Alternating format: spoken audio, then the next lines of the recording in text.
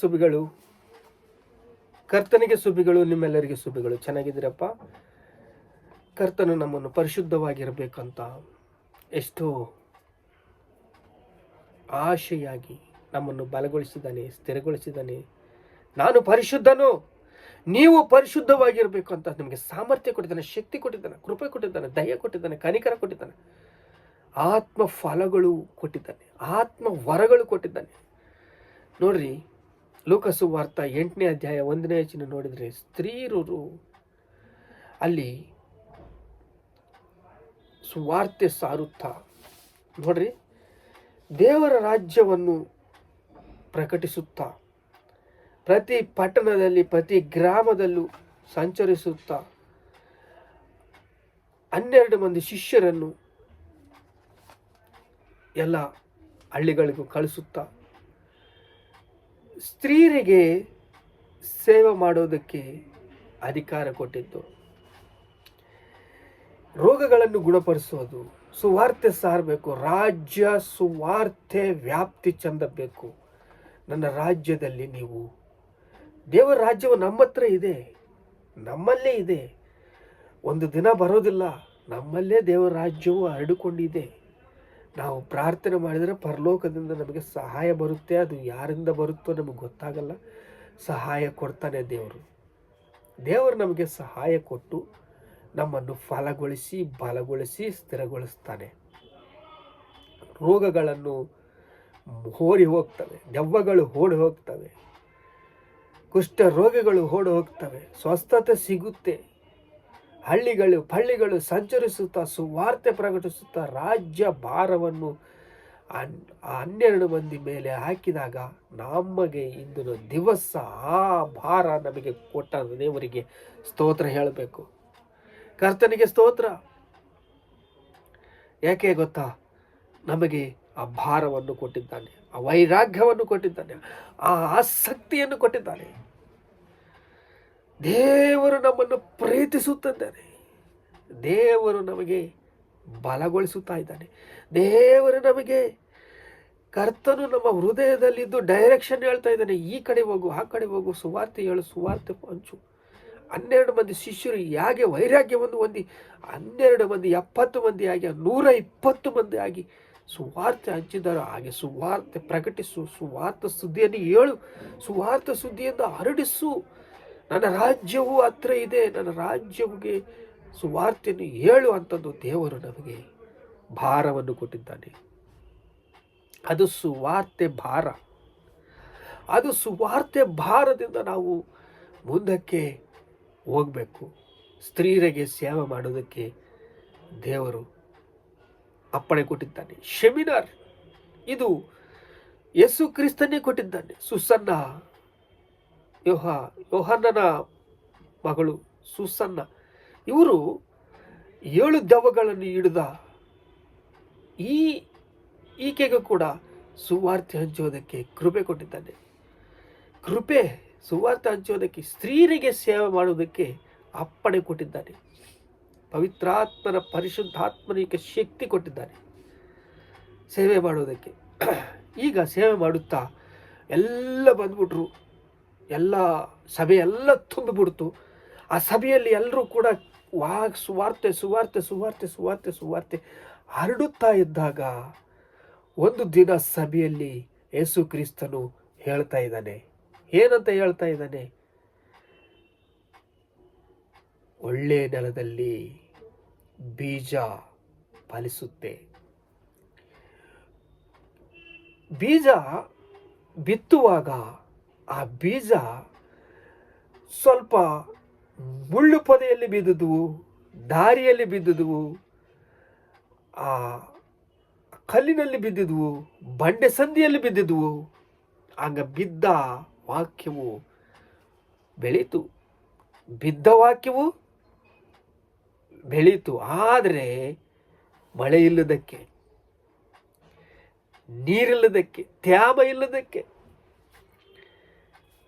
ಬಿಸಿಲು ಬಂದಾಗ, ಆದರೆ ನೀರಿಲ್ಲದೆ ತ್ಯಾಮ ಇಲ್ಲದೆ ಒಣಗಿ ಹೋಗ್ಬಿಟ್ಟು, ಆದರೆ ಒಳ್ಳೆಯ ನೆಲದಿದ್ದು ಬಿದ್ದಿದ್ದು ಫಲಿಸಿತು. ಹೇಗೆ ಫಲಿಸಿತು, ಹೇಗೆ ಫಲಿಸಿತು, ಹೇಗೆ ಯೇಸು ಕ್ರಿಸ್ತನು ಎಲ್ಲರಿಗೆ ಸುವಾರ್ತೆ ಹಂಚಿದ್ದಾನೆ, ಬಲಗೊಳಿಸಿದ್ದಾನೆ. ಸುವಾರ್ತೆ ಹಂಚಿ ಎಲ್ಲರಿಂದ ನಮಗೆ 100ರಷ್ಟು ಫಲಿತವನ್ನು ಕೊಟ್ಟಿತು. ಹೇಗೆ ಕೊಟ್ಟಿತ್ತು? ಇಲ್ಲಿ ನೋಡ್ರಿ, ಬಿತ್ತುವವನು ಬೀಜವನ್ನು ಬಿತ್ತುವುದಕ್ಕೆ ಹೊರಟನು, ಸಮಾಧಾನ ವಾಕ್ಯವು ಶಾಂತಿ ಕೊಡುತ್ತೆ. ಬಿತ್ತಿದ ಬೀಜವು ಅಭಿವೃದ್ಧಿ ಚೆಂದಿದೆ. ಆದಿಕಾಂಡದಲ್ಲಿ 1ನೇ ಅಧ್ಯಾಯ 26ನೇ ವಚನ ಏನು ಹೇಳುತ್ತೆ ಅಂದರೆ, ನಮ್ಮ ಸ್ವರೂಪದಲ್ಲಿ ನಮ್ಮ ಹೋಲಿಕೆಯಾಗಿ ಮನುಷ್ಯರನ್ನು ಉಂಟು ಮಾಡಿಕೊಂಡ, ಭೂಮಿಯಲ್ಲಿ ಎಲ್ಲ ಹೋಗಿ ಭೂಮಿ ಮೇಲೆ ದೊರೆತನ ಮಾಡ್ರಿ ಅಂತಂದು ಹೇಳ್ದ. ಅದು ನಡೀಲಿಲ್ಲ. ಸೈತಾನನು ಏನು ಮಾಡಿದ? ಅವನು ಆದಾಮನನ್ನು ಎದುರಿಸಿ ಗದರಿಸಿ ಮೋಸ ಮಾಡಿ ಆ ಅಧಿಕಾರವನ್ನು ಎಳ್ಕೊಂಬಿಟ್ಟ. ಶಿಲುಬೆ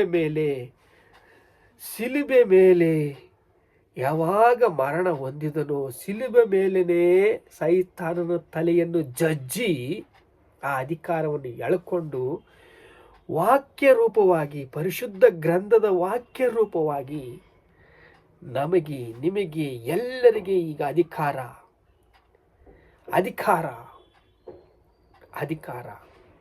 ಅಧಿಕಾರವಿದೆ. ಯೇಸು ಕ್ರಿಸ್ತು ನಾಮದಲ್ಲಿ ಅಧಿಕಾರವಿದೆ.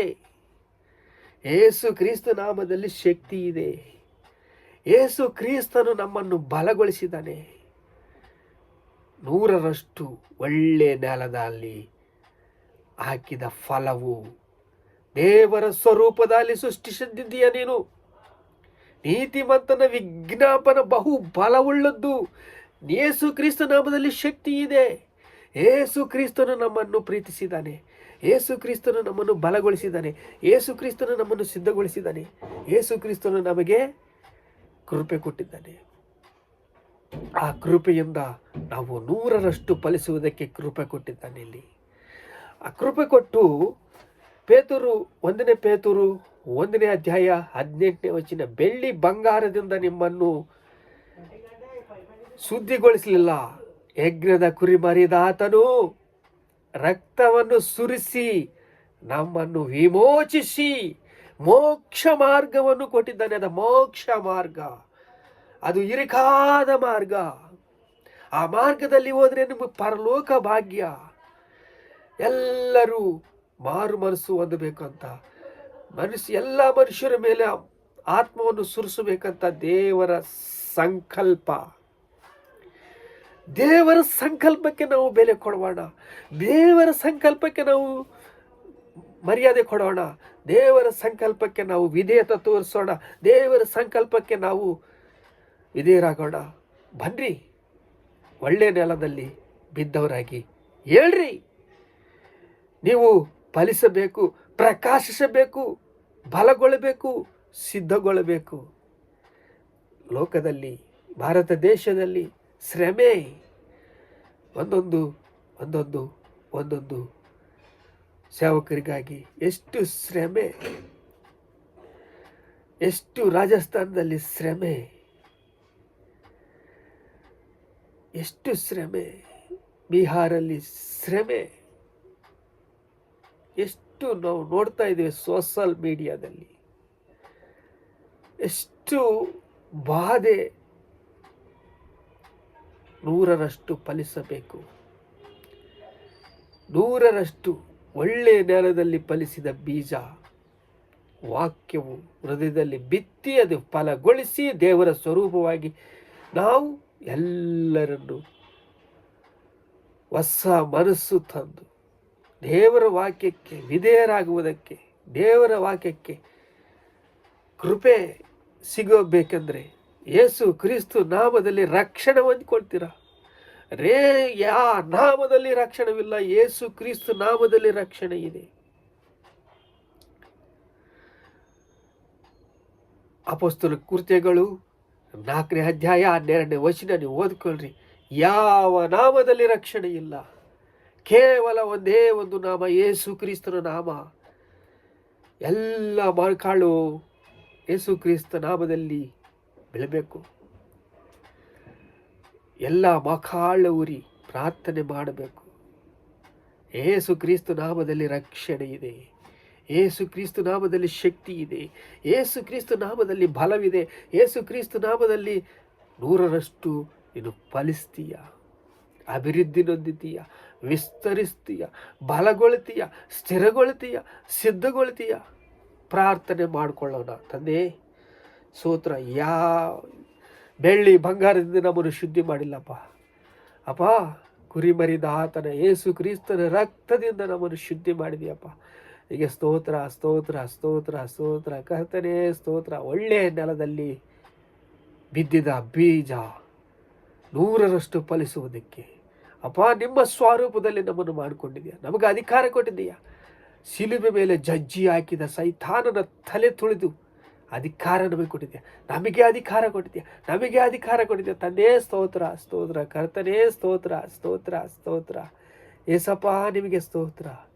ಒಳ್ಳೆಯ ನೆಲದಲ್ಲಿ ಬಿದ್ದಿದ ಬೀಜವು ಅದ್ಭುತ ಕಾರ್ಯಗಳು, ಆಶ್ಚರ್ಯ ಕಾರ್ಯಗಳು, ಸ್ವಸ್ಥತೆ, ಸಭೆ ತಮ್ಮೆ ತುಂಬಿ ಒಕ್ಕಿ ಹೊರಿಬೇಕು. ತಮ್ಮೆ ನಿಮಗೆ ಸ್ತೋತ್ರ ಸ್ತೋತ್ರ ಕರ್ತನೆ ಸ್ತೋತ್ರ ಸ್ತೋತ್ರ ಸ್ತೋತ್ರ.